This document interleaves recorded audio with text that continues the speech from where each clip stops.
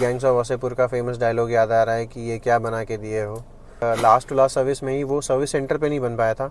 मैं वापस गया था गाड़ी बनवाने, फिर भी नहीं बना। थर्ड टाइम उन्होंने बंदा मेरे घर भेजा था। एक एक्सटेंडेड वारंटी से रिलेटेड एक छोटा सा इशू हो गया था, वो मैं आपसे ज़रूर शेयर करना चाहूँगा और ये बहुत ही इंपॉर्टेंट है आपके लिए। तो वहाँ पे मैंने हाथ खड़े कर दिए। मैंने बोल दिया भाई अब मैं ये तो 19,100 का तो मैं नहीं ले सकता।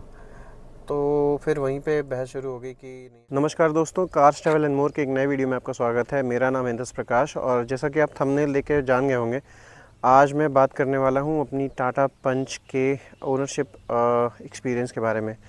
एक वीडियो मैं ऑलरेडी बना चुका हूँ इस बारे में, पर वो वीडियो था एक साल कंप्लीट होने के बाद, और अभी जो वीडियो मैं बना रहा हूँ वो है 2 साल कंप्लीट होने के बाद। ये गाड़ी मैंने 22 जुलाई 2022 में ली थी और आज है 17 जुलाई 2024, तो लगभग 2 साल कंप्लीट हो चुके हैं। तो आइए चलिए शुरू करते हैं। सबसे पहले एक्सटीरियर की बात करेंगे और सबसे पहली चीज़ें जो आप एक्सटीरियर में देखते हैं वो है पेंट क्वालिटी।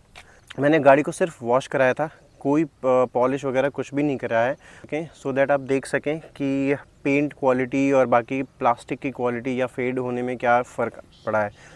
यहाँ पे आप देख सकते हैं ये स्क्रैच लगा था। अदर देन दैट एक दो डेलिबरेट स्क्रैच किसी ने मारे हैं, वो बात अलग है, बट पेंट क्वालिटी में मुझे कोई भी प्रॉब्लम नहीं आई है।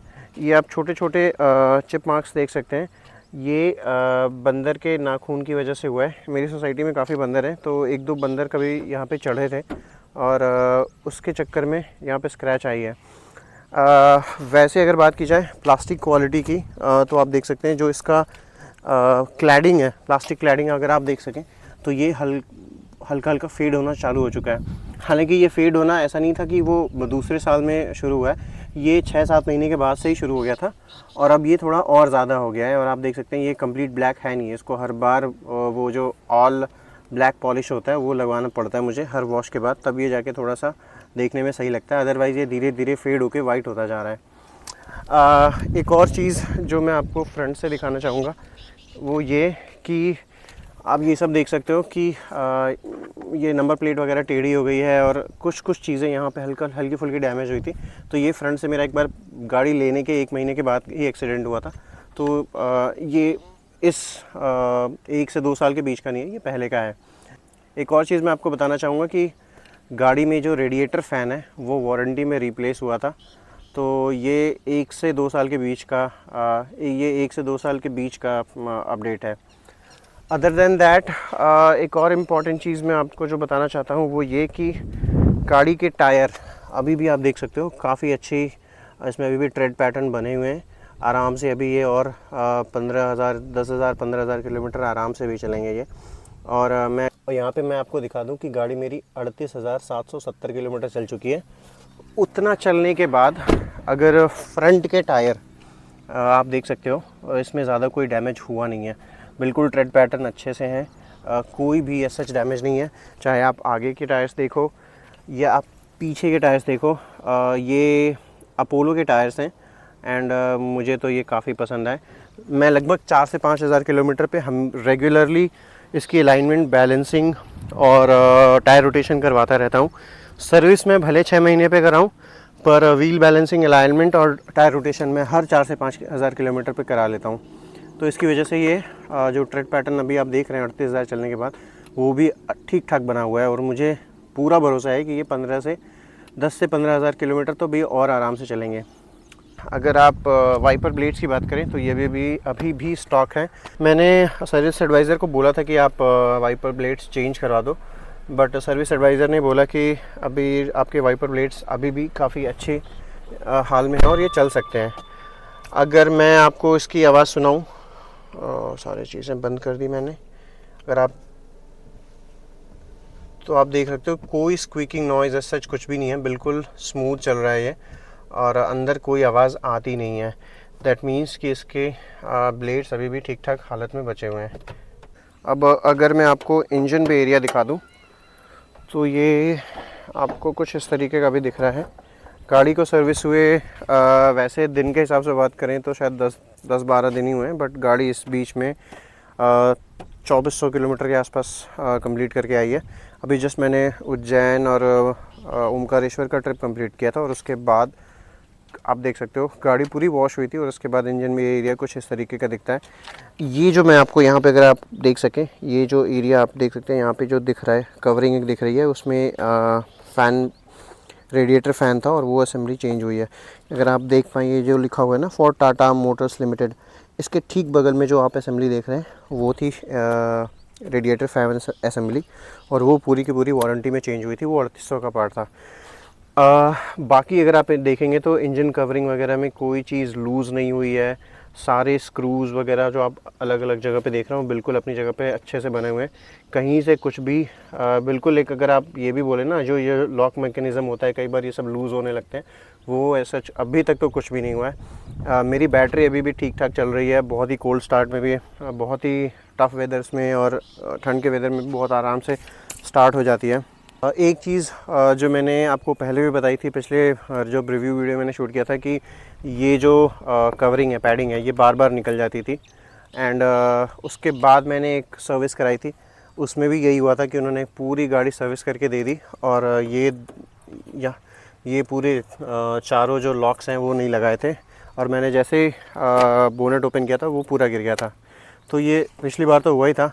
अभी जो उसके बाद वाली सर्विस में मैंने फिर से सर्विस एडवाइज़र को बताया, इनफैक्ट जो कस्टमर रिलेशनशिप मैनेजर थी वहाँ पे, उनसे भी मैंने बात की कि पिछली सर्विस में आपने ये ऐसे ही करके मुझे छोड़ के दे दिया था।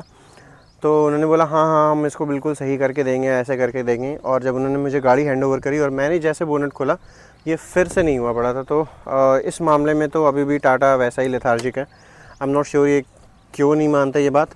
बाद में उन्होंने, जब मैंने पूरी वीडियो बना दी, यूट्यूब पे डाल दिया, उसके बाद इन्होंने सिर्फ इसके लिए मुझे, आप समझो, यूट्यूब पे वीडियो डालना पड़ा था। तो ये कुछ इंजन बे का हाल है। तो इंटीरियर्स में कोई चेंजेस नहीं आए हैं, सारे पार्ट्स बिल्कुल अपनी ओरिजिनल पोजीशन में हैं, ओरिजिनल क्वालिटी में अभी भी बने हुए हैं। एक चीज़ जो मैंने आपको पहले वाले ओनरशिप रिव्यू में बताई थी वो ये कि ये जो प्लास्टिक क्लैडिंग है, इससे कहीं ना कहीं स्क्वीकिंग नॉइज़ आती थी। सॉरी, ये जो रबर बीडिंग है इससे कहीं ना कहीं स्क्वीकिंग नॉइज़ आती थी, तो अब वो आनी बंद हो गई है। हो सकता है over the period of time wear and tear की वजह से उसका रबर सॉफ्ट पड़ा हो या जो भी रीज़न हो, या हो सकता है मैंने ये कंप्लेन भी करी थी टाटा से, तो उन्होंने इस पर कुछ या तो बदला हो या कुछ तो चेंजेस करे हैं, बट उसके बाद से इस पर स्क्वीकिंग नॉइज़ आनी बंद हो गई है। मैं दोस्तों वीडियो को आगे बढ़ाते हैं और सस्पेंशंस के बारे में बात करते हैं। मैंने आपको पिछले वीडियो में भी बताया था कि Tata has aged in terms of ride quality, तो वो राइड क्वालिटी और सस्पेंशंस की क्वालिटी अभी भी वैसे ही बरकरार है। नो प्रॉब्लम, राइड क्वालिटी में कोई इश्यूज़ नहीं है, सस्पेंशन से कोई आवाज़ नहीं आती, सारा प्ले वगैरह सस्पेंशंस का बिल्कुल इफ़ेक्टिवली काम कर रहा है। इसके बाद अगर मैं इंजन की बात करूं तो इंजन भी अभी ठीक ठाक चल रहा है, कोई इश्यूज़ उसमें नहीं आए। मैं अभी जब उज्जैन गया था, मैंने एक दिन में 1000 किलोमीटर कवर किए हैं, और उसमें से 460 किलोमीटर जो मैं, मेरे घर से उरई का डिस्टेंस है, मैं उरई फिर झांसी और उसके बाद ग्वालियर गुना होते हुए उज्जैन गया था। तो यहाँ से मेरे घर से उरई लगभग 460 किलोमीटर के आसपास है, और उस 460 किलोमीटर को कवर करने में मुझे सिर्फ 5 घंटे लगे थे। गाड़ी मैंने कॉन्स्टेंटली 110-115 के आसपास चलाई थी और मैंने 15 मिनट्स का ब्रेक लिया था। गाड़ी में कोई भी इशू नहीं था, कोई एक्स्ट्रा नॉइज़ या कोई इंजन ओवर हीटिंग इशू ऐसा कुछ भी नहीं आया था। यूजुअली मैं देखता हूँ कि इंजन के लिए टाटा की कार्स काफ़ी क्रिटिसाइज़ होती है, बट इंजन की रिलायबिलिटी के मामले में या ऐसा इंजन की पावर या परफॉर्मेंस में कोई प्रॉब्लम नहीं है। परफॉर्मेंस से मेरा ये मतलब नहीं कि वो पोलो की तरह भागने लगेगी, बट येस कॉन्स्टेंटली 100, 110, 115 पे भी अगर आप 5 घंटे गाड़ी को चला रहे हो और गाड़ी उसके बाद भी अगले 500-600 किलोमीटर बिना किसी प्रॉब्लम के चल रही है एक दिन में फुल लोड के साथ, इसका मतलब होता है कि इंजन ठीक ठाक है। अगर माइलेज की बात करूं तो माइलेज आप इस गाड़ी से जितनी मर्ज़ी उतनी निकाल सकते हो। कुछ सिचुएशंस में जैसे घाट सेक्शन में, ट्रैफिक में गाड़ी का माइलेज बहुत ख़राब भी जाता है। अगर आप इसको अच्छी तरीके से चलाएंगे, लाइट फुटेड चलाएंगे, तो गाड़ी अच्छा माइलेज भी निकाल के देती है। मैंने ऑलरेडी एक वीडियो बना रखा है गाड़ी के माइलेज टेस्ट का, तो वो वीडियो आप देख सकते हैं, मैं डिस्क्रिप्शन बॉक्स में डाल दूँगा। अभी जो मैंने रिसेंट उज्जैन का ट्रिप किया उसमें गाड़ी का माइलेज जो मैंने 460 किलोमीटर 5 घंटे में कवर किए थे, उसमें गाड़ी का माइलेज 17 साढ़े 17 के आसपास का आया था। उसमें भी यही सीन था कि 4 बंदे, एक मेरा बेटा, और गाड़ी फुल्ली लोडेड थी। उसके बाद गाड़ी ने साढ़े 17 के आसपास का माइलेज दिया था। उसके बाद जब मैं झांसी से उज्जैन का जो मैंने डिस्टेंस कवर किया, उसमें भी गाड़ी वैसे ही चली है, और वहाँ पे तो ट्रैफिक भी बहुत ज़्यादा था। बीच में काफ़ी हेवी रेन्स चल हो रही थी, बारिश काफ़ी तेज़ थी वहाँ पे, तो उस चक्कर में गाड़ी 30-40 के स्पीड पे भी चली है, और फिर 90-100 पे भी चली है। तो डिफरेंट स्पीड में गाड़ी ने लगभग 17.5-18 का माइलेज दिया था। अगर मैं हाईवे माइलेज की बात करूं तो अभी भी गाड़ी आराम से 18.5 के आसपास आपको प्यार से दे देती है, अगर आप गाड़ी को 90-95 के बीच में रखोगे। इसके बाद अगर सर्विस कॉस्ट की मैं बात करूं तो पिछले वीडियो से अब तक मैंने 2 सर्विस कराई हैं। एक मैंने 27,500 पे कराई थी, और दूसरी मैंने 36,200 किलोमीटर पे कराई थी सर्विस। और अभी जैसा कि मैंने आपको ओडोमीटर पहले चेक करा दिया था, 38,770 किलोमीटर गाड़ी चल चुकी है तब से अब तक। तो इन दोनों सर्विस में जो मेरी सर्विस कॉस्ट आई थी, एक आई थी 7,071 रुपये, और जो अभी रीसेंट सर्विस हुई है वो मेरी सर्विस कॉस्ट आई है 7,560 रुपये। एंड ये दोनों सर्विसेज मेरी मेजर सर्विस हुई थी। मैं चूँकि मेरी गाड़ी की रनिंग ज़्यादा है, इसलिए मैं कभी जो 6 महीने की जो बीच में सर्विस होती है ना, जो माइनर सर्विस होती है, मैं वो माइनर सर्विस कराते नहीं हूँ। मैं सीधा मेजर, जितनी सर्विसेज कराता हूँ वो मेजर सर्विस ही कराता हूँ। शुरुआत की 3 सर्विसेज मैंने माइनर मेजर माइनर ऐसे करके कराई थी, बट उसके बाद से जो मैं सर्विस करा रहा हूँ 1 साल के बाद से, वो सारी सर्विसेज मेजर करा रहा हूँ, क्योंकि मुझे हाई स्पीड पे जाना होता है। मैं मोस्टली सिंथेटिक ऑयल डलवाता हूँ, एंड इन सब चीज़ों को कंसिडर करते हुए मेरी सर्विस कॉस्ट 7,000 7,500 है, तो मुझे नहीं लगता कि कोई बहुत ज़्यादा बुरा है। एक और चीज़ जो मैंने अभी रीसेंट वाली सर्विस में किया कि मैंने एक्सटेंडेड वारंटी ली है टाटा की। मेरी गाड़ी टाटा पंच एकम्प्लिस्ड वेरिएंट है विथ डैजल पैक।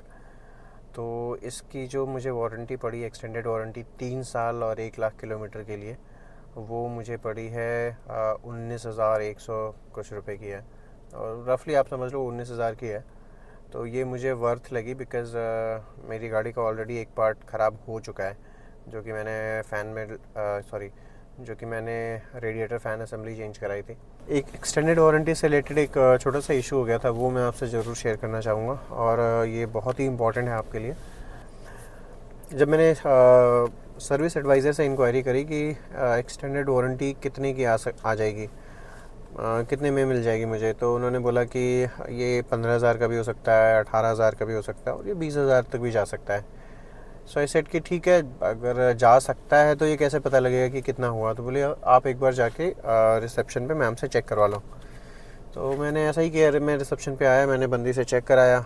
उस टाइम वो कुछ 15,800 समथिंग के आसपास का मुझे शो कर रहा था। तो मैंने बोला कि ठीक है भाई, तो फिर इसको कर देते हैं। तो वहाँ पे मुझे जो रिसेप्शन पे वो जो लेडी बैठी थी, उसने मुझे बताया कि ये और भी जा सकता है, 1,500 रुपये इसमें भी और भी बढ़ सकते हैं। तो मैंने सोचा ठीक है यार, 15,800 का है, 16,000 की जगह मान लो वो 17,000 का हो जाएगा। तो इतना 17,000 तक भी मेरा बजट था। मैंने कहा ठीक है, मैं करा लूँगा। फिर क्या होता है, मैंने फिर और इंक्वायरी करी कि क्या आप मुझे एक्सटेंडेड, क्या मुझे आप RSA या ऐसी कोई चीज़ एक्स्ट्रा दे सकते हो, या कोई डिस्काउंट दे दो। तो बोला नहीं सर, ये टाटा की साइट से जो आता है वही हम आपसे चार्ज करेंगे, इस पे हम कोई डिस्काउंट या कुछ चीज़ नहीं दे सकते। इसके अलावा मैं ये कर सकता हूँ कि मैं अपनी तरफ से कुछ आपको कुछ अलग एडवांटेज दे दूँ, या RSA दे दूँ, या कुछ वॉशिंग वगैरह या ऐसे कोई चीज़ फ्री करा दूँ, ये मैं कर सकता हूँ। मैंने बोला ठीक है, मैं पेमेंट करता हूँ, आप बाकी के प्रोसीजर शुरू कीजिए। उसके बाद मैं वापस जब उस मैडम के पास आया और मैंने बोला कि ठीक है, मैं एक्सटेंडेड वारंटी लेने के लिए रेडी हूँ, आप सिस्टम में पंच करो उसको। उस लेडी ने जैसे ही उसको पंच किया और वो सीधा पहुँच गया 19,100। तो वहाँ पे मैंने हाथ खड़े कर दिए। मैंने बोल दिया भाई, अब मैं ये तो 19,100 का तो मैं नहीं ले सकता। तो फिर वहीं पे बहस शुरू हो गई कि नहीं, आपको तो लेना पड़ेगा, ये तो पंच हो गया, मेरी सैलरी से कट जाएगा। तो मैंने भी उनको ये बोला कि भाई आपने बोला था कि ये 17,000 जा सकता है या 20,000 भी जा सकता है, आप एक बार चेक करा लो। मैंने चेक करा लिया। मैडम ने बोला कि 500,000 और बढ़ सकता है। मैंने कहा वो भी चलो, अब 15 की जगह मान लो 16, 15,800 की जगह ये 17,000 भी हो जाएगा। बट ये थोड़ी बताया था कि ये 500,000 की जगह ये 3,000 बढ़ सकता है। तो इस बात को लेके हमारी काफ़ी देर तक कन्फ्रंटेशन चली। मेरे फ्रेंड की सेम कार है, पंच अकम्पलिश्ड विद डैजल पैक उसने भी लिया बस। तो मैंने उसकी गाड़ी, मेरी गाड़ी और मेरी फैमिली में एक और कार है टियागो। तो मैंने CRM से बात की कि मैम मेरी 3 गाड़ियाँ यहाँ पे आती हैं, ठीक है आप अगर अभी आप चार्ज कर ले रहे हो तो ठीक है, otherwise I will make sure कि इसके बाद मैं अपनी तीनों गाड़ियाँ यहाँ पे सर्विस के लिए फिर तो नहीं भेजने वाला हूँ। तो फिर उनको लगा कि यार ठीक है, यहाँ पे भले हम उनसे चार्ज कर लें फुल अमाउंट, बट अल्टीमेटली हमारा ही लॉस है, क्योंकि तीनों गाड़ियाँ अगर सर्विस से हट जाएंगी तो वो जाएंगी तो कहीं और। मेन फ़ायदा तो इनको सर्विस का ही होता है, सर्विस चार्जेस का। तो फिर इन्होंने दे कोऑपरेटेड एंड दे सेड कि ठीक है, जो आपका एक्स्ट्रा जो आप सोच रहे थे कि 17,000 जाएगा, वो 17 से जो 19,200 का फ़र्क है वो हम आपकी एग्जिस्टिंग जो आप सर्विस करा रहे हो उस सर्विस चार्ज में से माइनस कर देंगे। तो ये जो मैंने आपको लास्ट सर्विस कॉस्ट बताई थी आपको 7,500 के आसपास की या 7,700 जो भी था, वो डिस्काउंटेड है आफ्टर 2,000 या 2,200 के आसपास का जो डिस्काउंट है उसके बाद का है।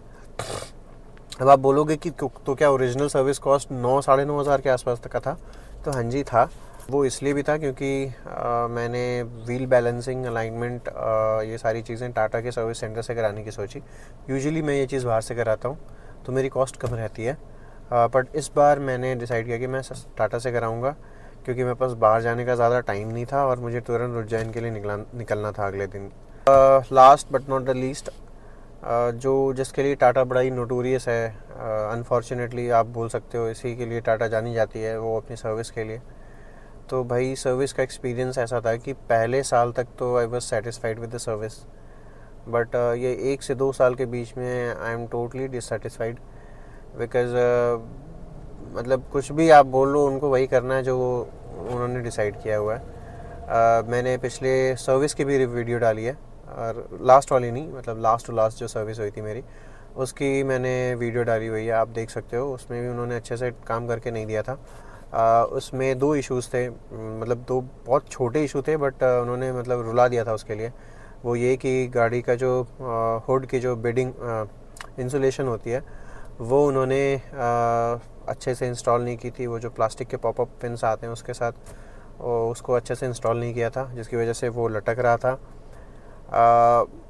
इस सर्विस में भी वही सेम इशू था और उन्होंने रेक्टिफाई करके नहीं दिया था। मैंने जबकि CRM से बोला भी कि मैम देखो लास्ट वीडियो भी मैं डाल चुका हूँ उसके यूट्यूब पे, तो उन्होंने बोला कि नहीं सर हम ठीक करके देंगे, और वो फिर भी ठीक नहीं हुआ। और मैंने जैसे गाड़ी हैंडओवर ली, मैंने देखा, और मैं वीडियो रिकॉर्ड ही कर रहा था उस टाइम, और मैंने देखा कि फिर से वो वैसे ही लटक रहा है। जैसे ही बोनट खोली और वो इंसुलेशन जो हुड होती है वो पूरी लटक गई। फिर मैंने वही वीडियो बना के इनके ग्रुप पे डाली और इनको अच्छे से लताड़ा, तब जाके इन्होंने गलती मारी। तुरंत बंदा आया सर्विस एडवाइज़र और उसने करा के किसी तरीके से मामला रफा दफा किया। दूसरा इशू जो लास्ट टू लास्ट सर्विस से ही आ रहा था वो मेरी गाड़ी का डुअल हॉर्न का था। 2 में से 1 हॉर्न बज नहीं रहे थे, उन्होंने किसी तरीके से बना के दिया था, but last to last service में ही वो सर्विस सेंटर पे नहीं बन पाया था। मैं वापस गया था गाड़ी बनवाने, फिर भी नहीं बना। 3rd टाइम उन्होंने बंदा मेरे घर भेजा था, तो घर पे जाके तीसरी बार में वो डुअल हॉर्न बजना चालू हुआ। फिर वही हुआ, 6 महीने के अंदर अंदर धीरे धीरे करके वो फिर से ख़राब हो गया। इस बार भी मैं गया तो उन्होंने बोला सर हमने बना के दे दिया है, ये बिल्कुल सही हो जाएगा। एंड गेस व्हाट, मैं सर्विस सेंटर पे जब गाड़ी खड़ी थी मैंने बजा के देखी तब तो सही चल रही थी। जैसे मैंने गाड़ी आगे निकाली और मुश्किल से 500 मीटर भी नहीं चलाऊँगा कि मैंने हॉर्न बजाया और उसमें से 2 में से 1 ही हॉर्न बज रहे थे। उसकी भी वीडियो मैंने बनाई और फिर ग्रुप पे डाला कि आपने ये क्या बना के दिया है। और ये मतलब मुझे वो गैंग्स ऑफ वासेपुर का फेमस डायलॉग याद आ रहा है कि ये क्या बना के दिए हो। तो लिटरली वही वाला मोमेंट था मेरे साथ। इस बार मैंने फिर से कंप्लेन करी हॉर्न के लिए और उन्होंने फिर से बंदा मेरे घर भेजा, और इस बार थैंकफुली वो चीज़ मतलब डुअल हॉर्न जो था वो फ्री ऑफ कॉस्ट रिप्लेस हुआ है। सो ये तो मतलब बहुत छोटी सी चीज़ थी बस बट उसके लिए उन्होंने पूरा मतलब 6 महीना लिया उस चीज़ को रेक्टिफाई करने में, और रिपीटेड मिस्टेक्स की। मतलब ऐसा भी नहीं कि वो अपनी गलती से चेत गए हों, उन्होंने अपनी गलती से कुछ नहीं सीखा और फिर से वही मिस्टेक करी। तो भाई ये कुछ स्थिति है टाटा मोटर्स की सर्विस की। मैं टाटा मोटर्स को नहीं बोल रहा हूँ, बट डीलर्स की यही हालत है, कमोबेश हर जगह यही चल रहा है। तो नेक्स्ट कार मेरी डेफिनेटली टाटा तो नहीं होगी। इसको मैं जानता हूँ टाटा कार्स बहुत अच्छी बनाता है, सारी चीज़ें बेटर हैं, बट एक एक लिमिट होती है ना कि आप कितना झेलोगे। मैं टियागो लगभग 5 साल 4.5 साल मैंने टियागो चलाई, उसमें भी यही हाल था इनका। तो उस टाइम दर्द कम होता था क्योंकि वो चार्जेस जो इन्फ्लेट करके वो लगाते थे और आलतू फालतू चीज़ें जोड़ते थे, वो 5,500 तक जाता था। अब वही चीज़ 8,000 9,000 तक जा रही है। एंड क्वालिटी आपकी घटिया से घटिया ही है, बढ़ रही नहीं है क्वालिटी आपकी सर्विस की। तो फिर मैं अपना सरदर्द क्यों लूँ? मैं अपने कमाने में और बाकी सारी चीज़ों में, मनी अर्निंग में अपना दिमाग क्यों ना लगाऊँ कि मैं बैठ के अपना सारा सैटरडे और संडे ये करता रहूँ और मैं फिर एक रिव्यू वीडियो शूट करूँ उसके लिए। तो जी ये कुछ हाल चाल था मेरी टाटा पंच की रिव्यू का, गाड़ी के 2 साल होने के बाद का रिव्यू था ये। एंड सीरियसली कार बहुत ही अच्छी है।